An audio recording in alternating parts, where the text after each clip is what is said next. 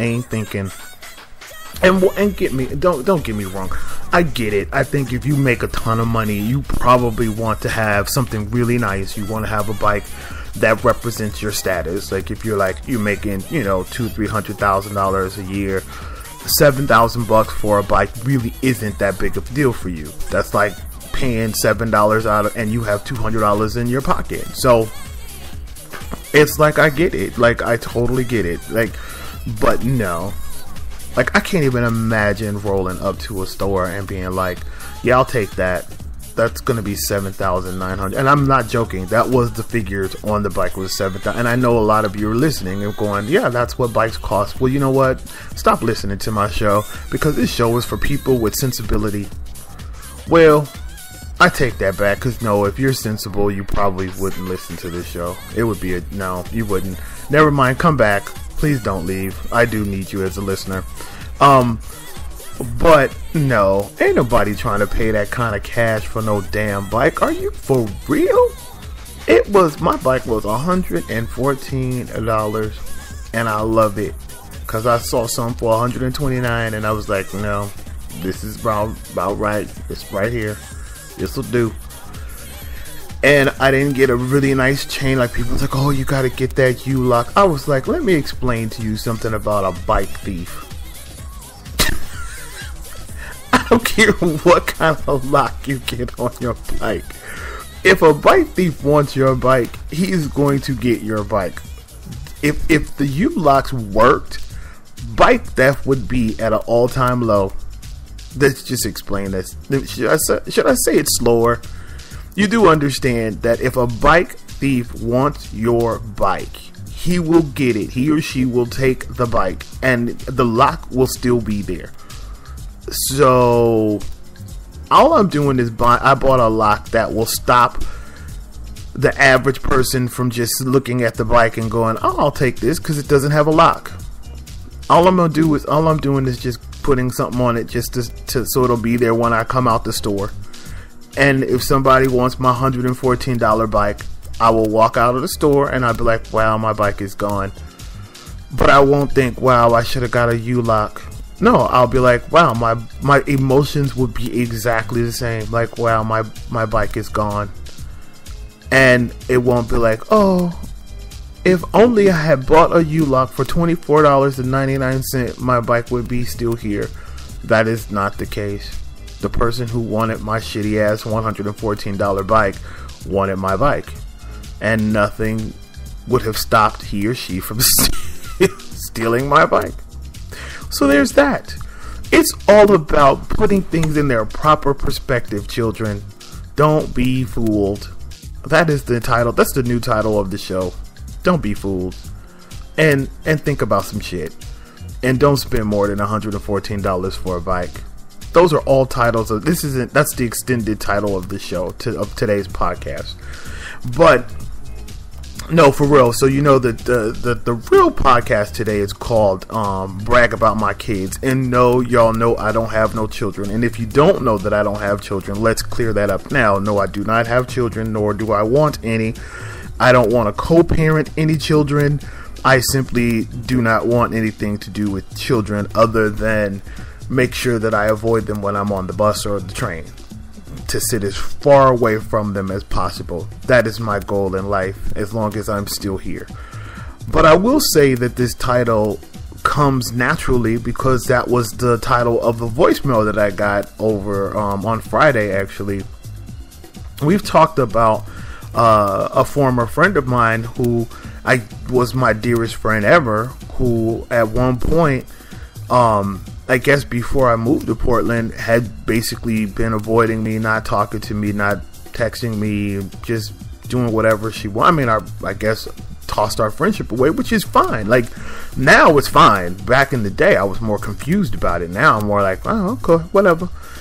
But so I got, now mind you, a month or so ago when I was going through, and maybe I don't know if I talked about it or not, but I was going through a really, really tough time here, like just tough. We're trying to get this job landed, and it was tough. It was just a really tough time. And so when she phoned me and she caught me on the phone, and I was like, and the only reason why she caught me on the phone was because I was in transit, and when you have that stupid ass phone that if you touch the stupid screen it'll answer it, and I meant to push ignore, but it actually answered it, and I just simply told the truth. I was like, listen, I can't talk to you right now, I'm going through something. And anyway, so she texted me, and I was like, listen, I don't want to discuss it, I'm simply going through something, and but I'm fine.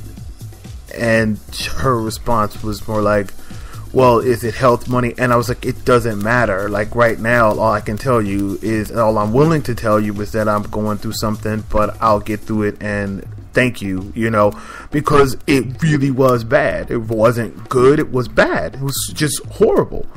And so, and talking to your wealthy friend about finances is not a smart move, especially because this person can't help me. It's not like she can help me. It's not like there's nothing she can do. It's her husband's money. And so, and just honestly, there's just, I mean, I don't know if y'all have wealthy friends, but she wasn't going to help me anyway, you know.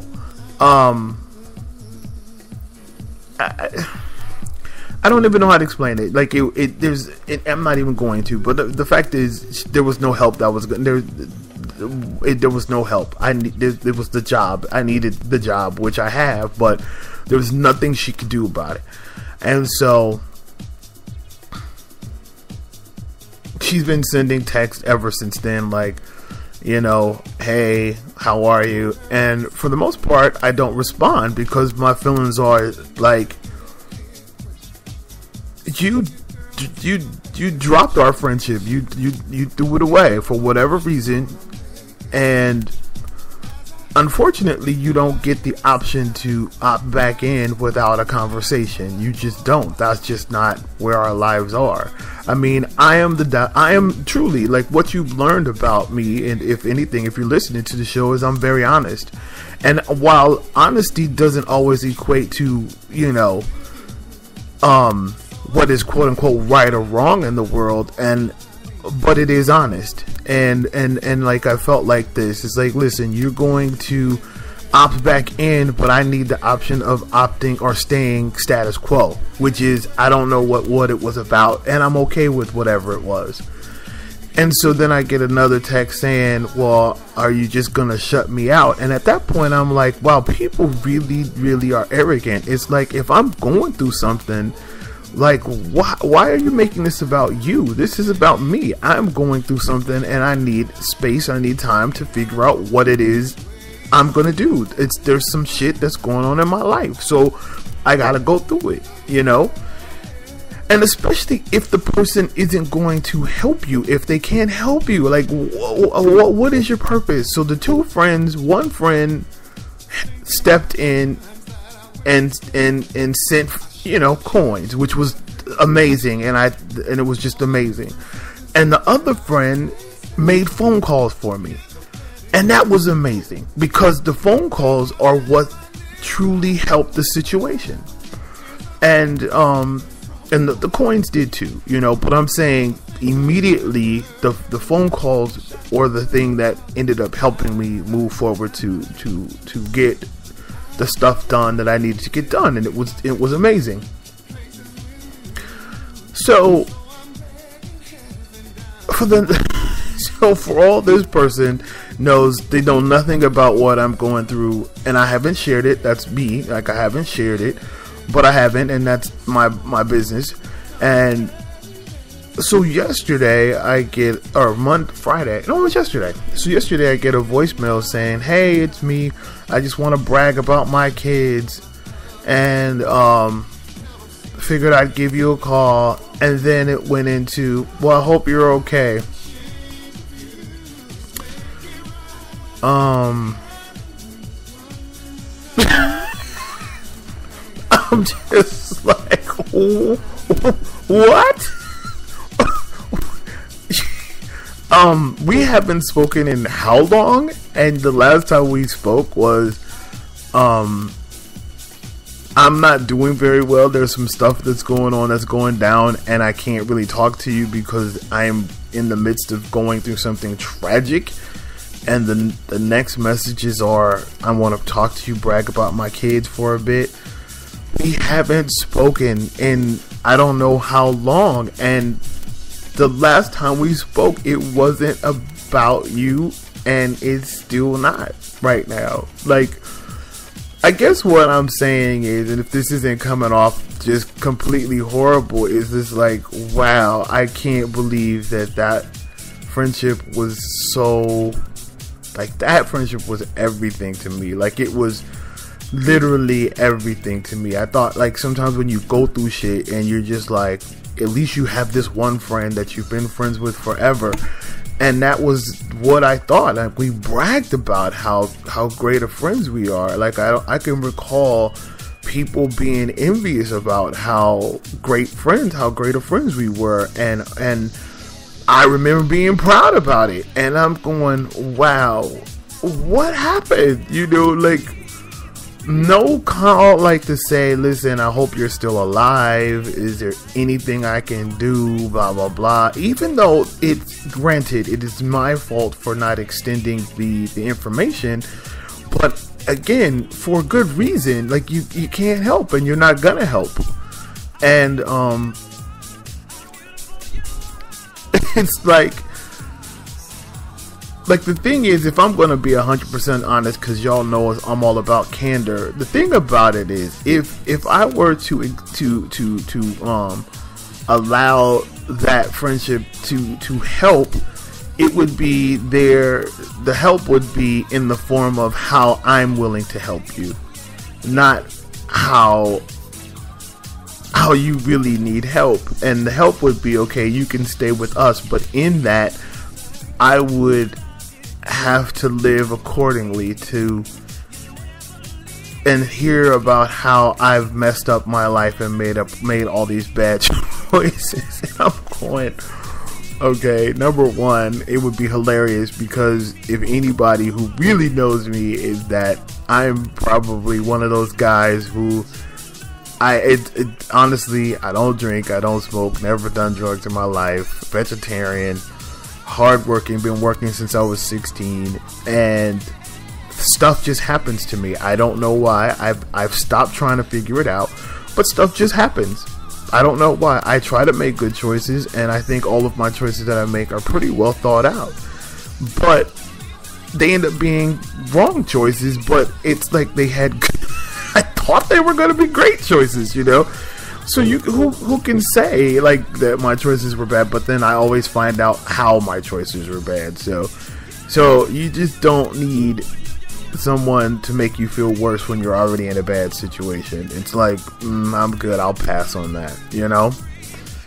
And the friend will always tell the husband, and that's where all of the lectures and all that stuff, and her husband feels like he has a need to explain, because he's the millionaire, how you've made all these horrible choices and that blah blah blah. And you're like, really? Because you have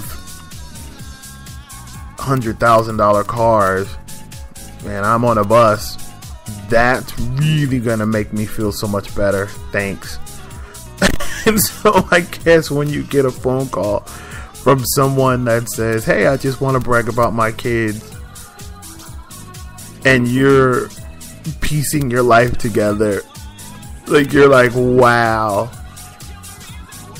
this is real. Like, this is what our friendship is. It's been me fantasizing about what friendship really is. I guess because it was like how, you know, like, I don't know who read my book, but I know I have a book and I talk about being in an abusive relationship, you know, and it's all about wanting to feel validated, having someone really like you, and you endure abusive relationships because they make you feel wanted. In spite of how the person wants you, you feel wanted. And so I think I didn't realize that in the friendship, that's what it was too. It was like I held on to this friendship because it was like a false security. It made me feel like I had a great friendship in my head, I guess. I guess it was just in my head. Like, this person was my